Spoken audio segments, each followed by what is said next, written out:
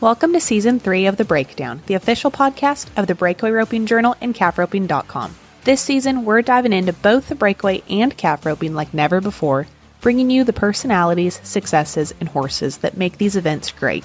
You can expect training tips from the top ropers, stories from the road, and industry news that goes beyond the numbers. I'm Taylor Vollen, your calf roping host. And I'm Lillian Kent, your breakaway host. And this is The Breakdown. Welcome back to the Tie Down Breakdown, everyone. It's your host, Taylor Vollen. Today's episode comes in the middle of chaos, aka the middle of July. This is a hectic time in the world of pro rodeo, as I'm sure y'all know, with Cheyenne Slack having wrapped up on Monday, which if you're wondering who made it back to the perfs, don't worry, we've got you covered and have that information over on calfroping.com.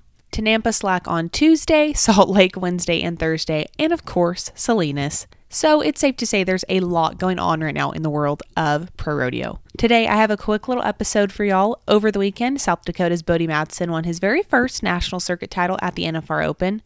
Mattson came back to the championship round of 9 and tied one in 7.6 seconds, the fastest run of the week, might I add, to win the 2024 NFR Open. He picked up $16,750 between the overall win and a round win in his pool. On this episode of the Tie Down Breakdown, which is brought to you by roping.com, I bring you a quick little tidbit about Mattson's win at the NFR Open.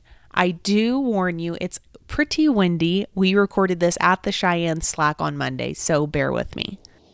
This episode is brought to you by roping.com. If you take a look at the 2024 PRCA all-around and tie-down world standings, you'll notice one name out in front, Shad Mayfield.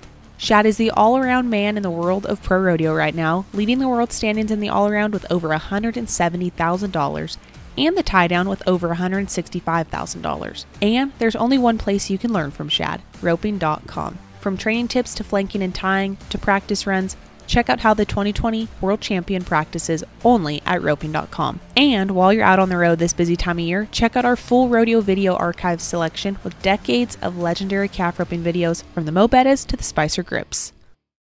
Walk me through your runs there in Colorado Springs. My first calf was not very good. She was one that when we tied on Friday that we were kind of debating on putting as the first extra, the first one on, and I didn't get a very good jerk on her, and just kind of tied her down at 12. It happened to be a pretty weak round, so worked out there and came back on the chain hand. She won second. That was very good.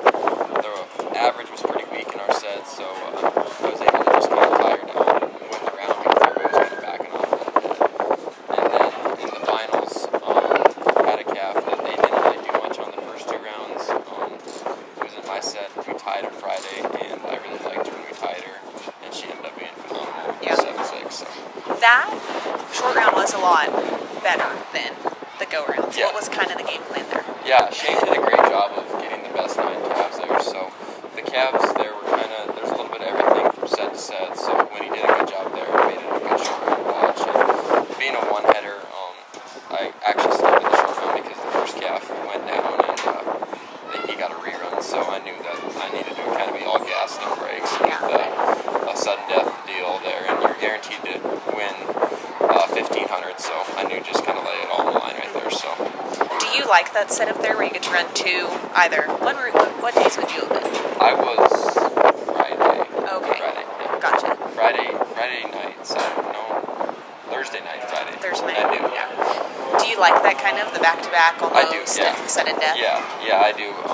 It was a really good format. It was kind of a little bit of a luck deal into it with the calves being a little different in each set, and some sets might have been a little weaker than the others, and some sets even the competition was good and the roping just wasn't as good, so we were lucky to be on the right side of it and draw good. So. Tell me about the horse that you're riding. It's a black horse we raised, 14 years old. His name is Bomber. He's solid as can be.